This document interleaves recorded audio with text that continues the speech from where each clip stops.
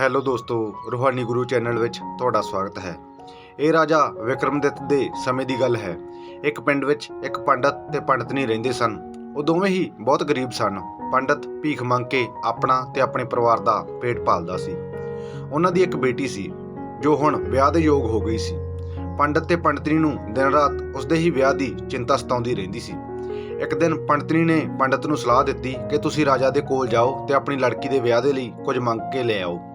ਪੰਡਤਨੀ ਨੇ ਕਿਤੋਂ ਸੁਣਿਆ ਸੀ ਕਿ ਰਾਜਾ ਵਿਕਰਮਦਿੱਤ ਬਹੁਤ ਵੱਡੇ ਦਾਨੀ ਤੇ ਧਰਮਾਤਮਾ ਹਨ। ਪੰਡਤਨੀ ਨੇ ਪੰਡਤ ਦੇ ਲਈ ਇੱਕ ਜਨੇਊ ਦਾ ਪ੍ਰਬੰਧ ਕੀਤਾ ਤੇ ਰਸਤੇ ਦੇ ਲਈ ਕੁਝ ਰੋਟੀਆਂ ਪਕਾ ਕੇ ਨਾਲ ਬੰਨ੍ਹ ਦਿੱਤੀਆਂ। ਪੰਡਤ ਰਾਜਧਾਨੀ ਵਿੱਚ ਪਹੁੰਚ ਗਿਆ। ਰਾਜਾ ਵਿਕਰਮਦਿੱਤ ਪੰਡਤਾਂ ਤੇ ਗਰੀਬਾਂ ਨੂੰ ਹਰ ਰੋਜ਼ ਦਾਨ ਦਿੰਦੇ ਸਨ। ਇੱਕ ਦਿਨ ਉਹ ਪੰਡਤ ਵੀ ਕਿਸੇ ਤਰ੍ਹਾਂ ਭੀੜ ਨੂੰ ਪਾਰ ਕਰਕੇ ਰਾਜੇ ਦੇ ਕੋਲ ਪਹੁੰਚ ਗਿਆ ਤੇ ਆਪਣੀ ਸਾਰੀ ਕਹਾਣੀ ਰਾਜੇ ਨੂੰ ਦੱਸੀ।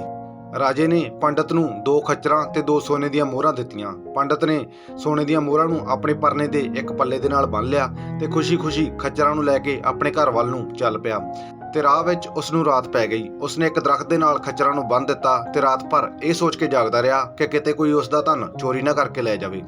ਪਰ ਕੁਝ ਕੁ ਘੰਟੇ ਜਾਗਣ ਤੋਂ ਬਾਅਦ ਥੱਕੇ ਹੋਣ ਦੇ ਕਾਰਨ ਉਸ ਦੀ ਅੱਖ ਲੱਗ ਗਈ ਤੇ ਉਸਦੇ ਸੌਂਦੇ ਹੀ ਹੋਣੀ ਆਈ ਖੱਚਰਾਂ ਤੇ ਸੋਨੇ ਦੀਆਂ ਮੋਹਰਾਂ ਨੂੰ ਚੋਰੀ ਕਰਕੇ ਲੈ ਗਈ। ਤੇ ਜਦੋਂ ਸਵੇਰੇ ਪੰਡਤ ਉੱਠਿਆ ਤਾਂ ਖੱਚਰਾਂ ਗਾਇਬ ਸਨ। ਉਸਨੇ ਪੱਲੇ ਨੂੰ ਹੱਥ ਮਾਰਿਆ ਤਾਂ ਕੁਝ ਵੀ ਨਹੀਂ ਸੀ। ਖੱਚਰਾਂ ਤੇ ਮੋਹਰਾਂ ਦਾ ਕੋਈ ਨਾਮੋ ਨਿਸ਼ਾਨ ਨਹੀਂ ਸੀ। ਉਹ ਬਹੁਤ ਮਾਯੂਸ ਹੋਇਆ ਤੇ ਸੋਚਣ ਲੱਗਾ ਕਿ ਹੁਣ ਘਰ ਕੀ ਲੈ ਕੇ ਜਾਵੇਗਾ। ਉਹ ਘਰ ਜਾ ਕੇ ਕੀ ਮੂੰਹ ਦਿਖਾਵੇਗਾ। ਰਾਜੇ ਦਾ ਦਿੱਤਾ ਹੋਇਆ ਸਾਰਾ ਧਨ ਤਾਂ ਚੋਰੀ ਹੋ ਗਿਆ। ਪੰਡਤਨੀ ਦੇ ਡਰ ਤੋਂ ਘਰ ਜਾਣ ਦੀ ਬਜਾਏ ਉਸਨੇ ਫਿਰ ਤੋਂ ਰਾਜੇ ਦੇ ਕੋਲ ਜਾਣ ਬਾਰੇ ਸੋਚਿਆ ਤੇ ਇੱਕ ਵਾਰ ਫਿਰ ਤੋਂ ਉਹ ਰਾਜੇ ਦੇ ਕੋਲ ਗਿਆ ਤੇ ਆਪਣੀ ਸਾਰੀ ਕਹਾਣੀ ਸੁਣਾਈ ਕਿ ਕਿਸ ਤਰ੍ਹਾਂ ਉਸਦਾ ਧਨ ਚੋਰੀ ਹੋ ਗਿਆ। ਰਾਜੇ ਨੇ ਇਸ ਵਾਰ ਉਸਨੂੰ 4 ਖੱਚਰਾਂ ਤੇ 4 ਸੋਨੇ ਦੀਆਂ ਮੋਹਰਾਂ ਦਿੱਤੀਆਂ। ਪੰਡਤ ਹੋਰ ਵੀ ਜ਼ਿਆਦਾ ਪ੍ਰਸੰਨ ਹੋ ਕੇ ਘਰ ਵੱਲ ਨੂੰ ਚੱਲ ਪਿਆ। ਇਸ ਵਾਰੀ ਉਸਨੂੰ ਰਸਤੇ ਵਿੱਚ ਰਾਤ ਪੈ ਗਈ, ਪਰ ਉਸਨੇ ਨਿਸ਼ਚਾ ਕੀਤਾ ਕਿ ਉਹ ਰਾਤ ਭਰ ਜਾਗਦਾ ਰਹੇਗਾ। ਪਰ ਹੋਣੀ ਤਾਂ ਹੋ ਕੇ ਹੀ ਰਹਿਣੀ ਸੀ ਤੇ ਉਸਨੂੰ ਨੀਂਦ ਆ ਗਈ। ਹੋਣੀ ਇੱਕ ਔਰਤ ਦਾ ਰੂਪ ਧਾਰ ਕੇ ਆਈ, ਖੱਚਰਾਂ ਤੇ ਸੋਨੇ ਦੀਆਂ ਮੋਹਰਾਂ ਨੂੰ ਚੋਰੀ ਕਰਕੇ ਲੈ ਗਈ। ਜਦੋਂ ਸਵੇਰੇ ਪੰਡਤ ਹੜਬੜਾਇਆ ਜਾਂ ਉੱਠਿਆ ਤਾਂ ਸਾਰਾ ਧਨ ਲੁੱਟ ਚੁੱਕਿਆ ਸੀ। ਉਹ ਫਿਰ ਤੋਂ ਸੋਚ ਵਿੱਚ ਪੈ ਗਿਆ ਕਿ ਹੁਣ ਘਰ ਕੀ ਲੈ ਕੇ ਜਾਵਾਂਗਾ। ਹੁਣ ਘਰ ਜਾਣਾ ਵੀ ਔਖਾ ਹੈ ਤੇ ਰਾਜੇ ਕੋਲ ਮੰਗਣਾ ਵੀ ਔਖਾ ਹੈ। ਆਖਿਰਕਾਰ ਹਾਰ ਕੇ ਉਹ ਫਿਰ ਤੋਂ ਰਾਜੇ ਦੇ ਕੋਲ ਗਿਆ। ਇਸ ਵਾਰ ਰਾਜੇ ਦੇ ਪੁੱਛਣ ਤੇ ਉਸਨੇ ਫਿਰ ਤੋਂ ਰਾਜੇ ਨੂੰ ਚੋਰੀ ਦਾ ਹਾਲ ਸੁਣਾ ਦਿੱਤਾ। ਰਾਜੇ ਨੇ ਇਸ ਵਾਰ ਉਸ ਨੂੰ 8 ਖੱਚਰਾਂ ਤੇ 8 ਸੋਨੇ ਦੀਆਂ ਮੋਹਰਾਂ ਦਿੱਤੀਆਂ। ਪੰਡਤ ਆਪਣੇ ਰਸਤੇ ਤੁਰ ਪਿਆ ਤੇ ਰਾਜਾ ਵੀ ਭੇਸ਼ ਬਦਲ ਕੇ ਉਸਦੇ ਪਿੱਛੇ ਚੱਲ ਪਿਆ। ਪੰਡਤ ਨੇ ਇਸ ਵਾਰ ਸੋਚ ਰੱਖਿਆ ਸੀ ਕਿ ਉਹ ਕਿਸੇ ਵੀ ਕੀਮਤ ਤੇ ਇਸ ਵਾਰ ਘਰ ਜਾਵੇਗਾ ਤੇ ਰਾਤ ਨੂੰ ਰਾਹ ਵਿੱਚ ਨਹੀਂ ਰੁਕੇਗਾ। ਪਰ ਬਹੁਤ ਤੇਜ਼ ਚੱਲਣ ਤੇ ਵੀ ਉਸ ਨੂੰ ਰਾਹ ਵਿੱਚ ਰਾਤ ਪੈ ਗਈ। ਇਸ ਵਾਰੀ ਉਸਨੇ ਜਾਗਦੇ ਰਹਿਣ ਦੀ ਪੂਰੀ ਕੋਸ਼ਿਸ਼ ਕੀਤੀ, ਪਰ ਪੂਰੀ ਰਾਤ ਜਾਗ ਨਹੀਂ ਸਕਿਆ। ਜਿਵੇਂ ਹੀ ਪੰਡਤ ਦੀ ਅੱਖ ਲੱਗੀ, ਹੋਣੀ ਨੇ ਔਰਤ ਦਾ ਰੂਪ ਧਾਰਿਆ ਤੇ ਉਸ ਦਾ ਧਨ ਚੋਰੀ ਕਰਕੇ ਲੈ ਚੱਲੀ। ਰਾਜੇ ਨੇ ਦਰਖਤ ਦੇ ਪਿੱਛੋਂ ਉਸ ਨੂੰ ਦੇਖਿਆ ਤੇ ਫਿਰ ਉਸ ਨੂੰ ਪੁੱਛਿਆ ਕਿ ਤੂੰ ਕੌਣ ਹੈ? ਬਾਰ-ਬਾਰ ਕਿਉਂ ਇਸ ਗਰੀਬ ਦਾ ਧਨ ਚੋਰੀ ਕਰਦੀ ਹੈ? ਔਰਤ ਨੇ ਦੱਸਿਆ, ਮੈਂ ਹੋਣੀ ਹਾਂ। ਮੈਂ ਜਿਹਨੂੰ ਲੱਗ ਜਾਂਦੀ ਹਾਂ ਉਸ ਦੇ ਪੱਲੇ ਕੱਖ ਨਹੀਂ ਛੱਡਦੀ। ਤੂੰ ਚਾਹੇ ਇਸ ਨੂੰ ਜਿੰਨਾ ਮਰਜ਼ੀ ਧਨ ਦੇ ਦੇ, ਪਰ ਮੈਂ ਇਸ ਨੂੰ ਕੰਗਾਲ ਹੀ ਰੱਖਾਂਗੀ। ਤਾਂ ਰਾਜੇ ਨੇ ਉਸ ਨੂੰ ਬੜੇ ਹੀ ਗੁਮਾਨ ਦੇ ਵਿੱਚ ਕਿਹਾ ਕਿ ਜੇਕਰ ਤੇਰੇ ਵਿੱਚ ਇੰਨੀ ਹੀ ਸ਼ਕਤੀ ਹੈ ਤਾਂ ਮੈਨੂੰ ਲੱਗ ਜਾ। ਮੈਂ ਰਾਜਾ ਹਾਂ, ਦੇਖਦਾ ਹਾਂ ਤੂੰ ਮੇਰਾ ਕੀ ਵਿਗਾੜ ਲੈਂਦੀ ਹੈ। ਤਾਂ ਫਿਰ ਹੋਣੀ ਨੇ ਪੰਡਤ ਦੀਆਂ ਖੱਚਰਾਂ ਤੇ ਧਨ ਵਾਪਸ ਕਰ ਦਿੱਤਾ ਤੇ ਰਾਜੇ ਨੂੰ ਲੱਗ ਗਈ। ਰਾਜਾ ਆਪਣੇ ਰਾਜ ਵਿੱਚ ਵਾਪਸ ਆ ਰਿਹਾ ਸੀ ਕਿ ਰਸਤੇ ਵਿੱਚ ਉਸ ਨੂੰ ਕੋਹੜ ਦੇ ਲੱਛਣ ਨਿਕਲ ਆਏ। ਉਹ 1-2 ਦਿਨ ਇੱਧਰ-ਉੱਧਰ ਭਟਕਦਾ ਰਿਹਾ ਕਿ ਸ਼ਾਇਦ ਕੋਈ ਛੋਟੀ-ਮੋਟੀ ਬਿਮਾਰੀ ਹੈ, ਪਰ ਦੇਖਦੇ ਹੀ ਦੇਖਦੇ ਉਸ ਦਾ ਸਾਰਾ ਸਰੀਰ ਗਲਣ ਤੇ ਸੜਨ ਲੱਗਾ। ਰਾਜੇ ਦੀ ਸੁੱਧ-ਬੁੱਧ ਗੁਆਚ ਗਈ। ਉਸ ਨੂੰ ਕੋਈ ਖਬਰ ਨਾ ਰਹੀ ਕਿ ਉਹ ਕੌਣ ਹੈ ਤੇ ਕਿੱਥੋਂ ਆਇਆ ਹੈ। ਰਾਜਾ ਇੱਕ ਨਗਰ ਦੇ ਵਿੱਚ ਸੜਕ ਦੇ ਕਿਨਾਰੇ ਬੈਠ ਗਿਆ। ਆਉਂਦੇ ਜਾਂਦੇ ਲੋਕ ਰਾਜੇ ਨੂੰ ਭੀਖ ਸੁੱਟਣ ਲੱਗੇ। ਇੱਕ ਵਾਰ ਇੱਕ ਤੇਲਣ ਨੇ ਰਾਜੇ ਉੱਤੇ ਤੇਲ ਸੁੱਟਿਆ ਤੇ ਜਦੋਂ ਉਹ ਬਾਜ਼ਾਰ ਵਿੱਚ ਤੇਲ ਵੇਚਣ ਦੇ ਲਈ ਗਈ ਤਾਂ ਜਿਸ ਪੀਪੇ ਵਿੱਚੋਂ ਲੈ ਕੇ ਉਸਨੇ ਤੇਲ ਸੁੱਟਿਆ ਸੀ ਉਸ ਵਿੱਚ ਤੇਲ ਵੱਧ ਗਿਆ ਤੇ ਉਸ ਨੂੰ ਜ਼ਿਆਦਾ ਪੈਸੇ ਮਿਲੇ। ਉਸਨੇ ਆਪਣੇ ਘਰ ਵਾਲੇ ਨੂੰ ਆ ਕੇ ਤੇਲ ਵਧਣ ਵਾਲੀ ਗੱਲ ਦੱਸੀ ਤਾਂ ਉਹ ਕਹਿਣ ਲੱਗਾ ਕਿ ਸ਼ਾਇਦ ਮੈਂ ਹੀ ਤੈਨੂੰ ਤੇਲ ਜ਼ਿਆਦਾ ਪਾ ਦਿੱਤਾ ਹੋਵੇਗਾ। ਉਸਨੇ ਤੇਲਣ ਦੀ ਗੱਲ ਨੂੰ ਨਜ਼ਰ ਅੰਦਾਜ਼ ਕਰ ਦਿੱਤਾ ਤੇ ਫਿਰ ਦੂਜੇ ਦਿਨ ਤੇਲਣ ਨੇ ਹੋਰ ਤੇਲ ਕੋੜੀ ਉੱਤੇ ਸੁੱਟਿਆ ਤੇ ਉਸਦਾ ਤੇਲ ਹੋਰ ਜ਼ਿਆਦਾ ਵੱਧ ਗਿਆ ਤੇ ਉਸ ਨੂੰ ਹੋਰ ਜ਼ਿਆਦਾ ਪੈਸੇ ਮਿਲੇ। ਫਿਰ ਉਸਨੇ ਆ ਕੇ ਆਪਣੇ ਘਰ ਵਾਲੇ ਨੂੰ ਗੱਲ ਦੱਸੀ ਤਾਂ ਆਪਣੀ ਪਤਨੀ ਦੀ ਗੱਲ ਸੁਣ ਕੇ ਤੇਲੀ ਨੇ ਵੀ ਉਸ ਕੋੜੀ ਉੱਤੇ ਤੇਲ ਸੁੱਟਿਆ ਤੇ ਅਜ਼ਮਾ ਕੇ ਦੇਖਿਆ ਕਿ ਵਾਕਈ ਹੀ ਤੇਲ ਵੱਧਦਾ ਹੈ ਜਾਂ ਫਿਰ ਵਹਿਮ ਹੈ। ਤੇਲ ਸੱਚਮੁੱਚ ਹੀ ਵੱਧ ਗਿਆ। ਤਾਂ ਫਿਰ ਉਹ ਦੋਵੇਂ ਜਾਣੇ ਕੋੜੀ ਨੂੰ ਉਠਾ ਕੇ ਆਪਣੇ ਘਰ ਲੈ ਆਏ ਤੇ ਕੋਲੂ ਦੇ ਕੋਲ ਇੱਕ ਝੋਪੜੀ ਬਣਾ ਕੇ ਉਸ ਵਿੱਚ ਬਿਠਾ ਦਿੱਤਾ। ਜਦੋਂ ਕੋਲੂ ਵਿੱਚੋਂ ਤੇਲ ਨਿਕਲਣ ਦਾ ਸਮਾਂ ਹੁੰਦਾ ਤਾਂ ਉਹ ਕੋੜੀ ਨੂੰ ਲਿਆ ਕੇ ਕੋਲੂ ਦੇ ਕੋਲ ਬਿਠਾ ਦਿੰਦੇ ਤਾਂ ਉਮੀਦ ਤੋਂ ਜ਼ਿਆਦਾ ਤੇਲ ਨਿਕਲਦਾ।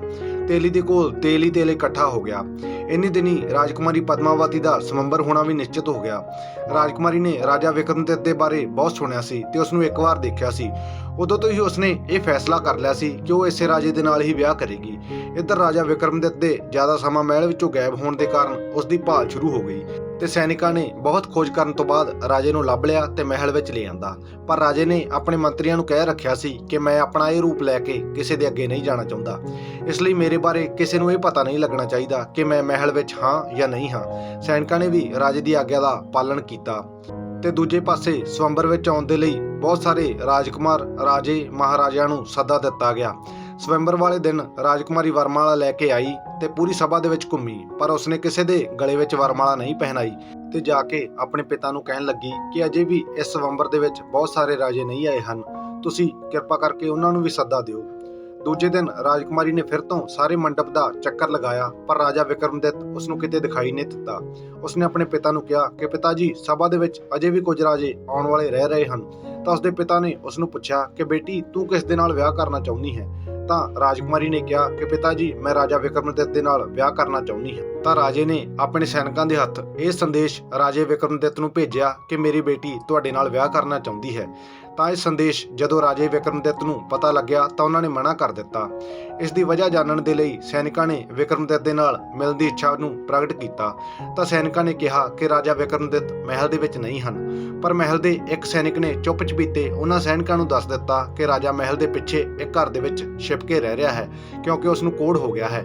ਸਿਪਾਹੀਆਂ ਨੇ ਰਾਜੇ ਨੂੰ ਪਿਛਲੇ ਘਰੋਂ ਚੁੱਕਿਆ ਤੇ ਸਵੰਬਰ ਦੇ ਵਿੱਚ ਲੈ ਗਏ ਤੇ ਰਾਜਕੁਮਾਰੀ ਨੇ ਸਾਰੀ ਸਭਾ ਦਾ ਚੱਕਰ ਲਗਾਇਆ ਤੇ ਅੰਤ ਵਿੱਚ ਇੱਕ ਖੂੰਜੇ ਵਿੱਚ ਬੈਠੇ ਇੱਕ ਕੋਹੜੀ ਇਨਸਾਨ ਨੂੰ ਦੇਖਿਆ, ਜਿਸ ਦੇ ਹੱਥ ਪੈਰ ਗਲੇ ਹੋਏ ਸਨ।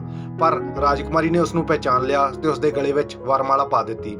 ਸਾਰੇ ਇਹ ਦੇਖ ਕੇ ਹੈਰਾਨ ਹੋ ਗਏ। ਰਾਜਕੁਮਾਰੀ ਦੇ ਪਿਤਾ ਤੇ ਭਰਾਵਾਂ ਨੇ ਇਸ ਗੱਲ ਦਾ ਵਿਰੋਧ ਕੀਤਾ, ਪਰ ਰਾਜਕੁਮਾਰੀ ਦੇ ਜ਼ਿਆਦਾ ਕਹਿਣ ਤੇ ਉਸ ਦਾ ਵਿਆਹ ਉਸ ਕੋਹੜੀ ਦੇ ਨਾਲ ਕਰ ਦਿੱਤਾ ਗਿਆ। ਰਾਜੇ ਨੇ ਉਹਨਾਂ ਨੂੰ ਰਹਿਣ ਦੇ ਲਈ ਇੱਕ ਅਲੱਗ ਮਹਿਲ ਬਣਾ ਦਿੱਤਾ।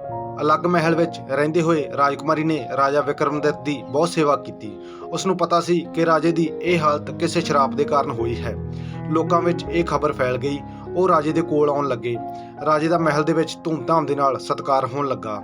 ਇੱਕ ਦਿਨ ਉਹ ਅਗਿਆਤ ਔਰਤ ਹੋਣੀ, ਕਰਮ ਧਰਮ ਤੇ ਕਿਸਮਤ ਦੇ ਨਾਲ ਲੜਦੀ ਝਗੜਦੀ ਰਾਜੇ ਦੇ ਕੋਲ ਆ ਗਈ ਤੇ ਚਾਰਾਂ ਨੇ ਰਾਜੇ ਨੂੰ ਬੇਨਤੀ ਕੀਤੀ ਕਿ ਅਸੀਂ ਤੁਹਾਡੇ ਬਾਰੇ ਬਹੁਤ ਸੁਣਿਆ ਹੈ, ਤੁਸੀਂ ਇੱਕ ਨਿਆਂਪ੍ਰਿਯ ਰਾਜਾ ਹੋ, ਹੁਣ ਤੁਸੀਂ ਹੀ ਸਾਡਾ ਫੈਸਲਾ ਕਰੋ, ਸਾਡੇ ਚਾਰਾਂ ਵਿੱਚੋਂ ਕੌਣ ਵੱਡਾ ਹੈ? ਧਰਮ ਨੇ ਕਿਹਾ ਕਿ ਮੈਂ ਵੱਡਾ ਹਾਂ, ਕਰਮ ਨੇ ਕਿਹਾ ਕਿ ਮੈਂ ਵੱਡਾ ਹਾਂ, ਲੇਖ ਨੇ ਕਿਹਾ ਕਿ ਮੈਂ ਵੱਡਾ ਹਾਂ ਤੇ ਹੋਣੀ ਕਹਿੰਦੀ ਹੈ ਕਿ ਮੈਂ ਵੱਡੀ ਹਾਂ। ਰਾਜੇ ਨੇ ਉਹਨਾਂ ਚਾਰਾਂ ਨੂੰ ਕਿਹਾ ਕਿ ਨਾ ਤਾਂ ਧਰਮ ਵੱਡਾ ਹੈ ਤੇ ਨਾ ਹੀ ਕਰਮ ਵੱਡਾ ਹੈ ਤੇ ਨਾ ਹੀ ਲੇਖ ਵੱਡੇ ਹਨ, ਸਿਰਫ ਹੋਣੀ ਹੀ ਹੈ ਜੋ ਕੁਝ ਵੀ ਹੋ ਜਾਵੇ ਹੋ ਕੇ ਹੀ ਰਹਿੰਦੀ ਹੈ, ਕਿਉਂਕਿ ਮੈਂ ਕਰਮ ਵੀ ਕੀਤਾ, ਧਰਮ ਵਿੱਚ ਵੀ ਰਿਹਾ ਤੇ ਲੇਖਾਂ ਨੂੰ ਵੀ ਮੰਨਣ ਵਾਲਾ ਹਾਂ। ਪਰ ਜਦੋਂ ਹੋਣੀ ਨੇ ਆ ਕੇ ਮੈਨੂੰ ਘੇਰਿਆ ਤਾਂ ਤੁਹਾਡੇ ਵਿੱਚੋਂ ਕਿਸੇ ਨੇ ਵੀ ਮੇਰੀ ਰੱਖਿਆ ਨਹੀਂ ਕੀਤੀ, ਇਸ ਲਈ ਤੁਸੀਂ ਤਿੰਨੇ ਵੱਡੇ ਨਹੀਂ ਹੋ ਸਕਦੇ। ਮੈਂ ਤਾਂ ਇਸ ਹੋਣੀ ਤੋਂ ਬਹੁਤ ਪ੍ਰਭਾਵਿਤ ਹਾਂ ਤੇ ਇਸ ਦੇ ਅੱਗੇ ਮੇਰਾ ਕੋਈ ਵੀ ਜ਼ੋਰ ਨਹੀਂ ਚੱਲਿਆ, ਇਸ ਲਈ ਇਹ ਵੱਡੀ ਹੈ, ਮੈਂ ਇਸ ਨੂੰ ਹੀ ਵੱਡਾ ਮੰਨਦਾ ਹਾਂ। ਐਸਾ ਕਹਿ ਕੇ ਰਾਜੇ ਨੇ ਹੋਣੀ ਨੂੰ ਪ੍ਰਣਾਮ ਕੀਤਾ ਤੇ ਆਪਣੇ ਘਮੰਡ ਦੇ ਲਈ ਉਸ ਤੋਂ ਮਾਫੀ ਮੰਗੀ। ਰਾਜੇ ਦੀ ਬੇਨਤੀ ਸੁਣ ਕੇ ਹੋਣੀ ਨੇ ਰਾਜੇ ਨੂੰ ਆਪਣੇ ਸ਼ਰਾਪ ਤੋਂ ਮੁਕਤ ਕਰ ਦਿੱਤਾ। ਰਾਜੇ ਦਾ ਕੋਹੜ ਖਤਮ ਹੋ ਗਿਆ ਤੇ ਰਾਜਾ ਪਹਿਲਾਂ ਵਰਗਾ ਹੋ ਗਿਆ। ਹੁਣ ਉਸ ਦਾ ਰਾਜਪਾਠ ਵੀ ਉਸੇ ਤਰ੍ਹਾਂ ਹੋ ਗਿਆ ਜਿਸ ਤਰ੍ਹਾਂ ਦਾ ਪਹਿਲਾਂ ਸੀ। ਰਾਣੀ ਦੇ ਨਾਲ ਰਾਜਾ ਆਪਣੇ ਮਹਿਲ ਵਿੱਚ ਚਲਾ ਗਿਆ ਤੇ ਪਰਜਾ ਨੇ ਉਹਨਾਂ ਦਾ ਹਾਰਦਿਕ ਸਵਾਗਤ ਕੀਤਾ ਤੇ ਉਹ ਆਪਣੇ ਮਹਿਲ ਵਿੱਚ ਆਪਣੀ ਰਾਣੀ ਦੇ ਨਾਲ ਖੁਸ਼ੀ-ਖੁਸ਼ੀ ਰਹਿਣ ਲੱਗਾ। ਸੋ ਦੋਸਤੋ, ਇੱਥੇ ਇਹ ਕਹਾਣੀ ਖਤਮ ਹੁੰਦੀ ਹੈ। ਤੁਹਾਨੂੰ ਵੀਡੀਓ ਕਿਸ ਤਰ੍ਹਾਂ ਦੀ ਲੱਗੀ ਕਮੈਂਟ ਕਰਕੇ ਜ਼ਰੂਰ ਦੱਸਿਓ। ਜੇ ਚੰਗੀ ਲੱਗੀ ਤਾਂ ਅੱਗੇ ਸ਼ੇਅਰ ਵੀ ਜ਼ਰੂਰ ਕਰਿਓ।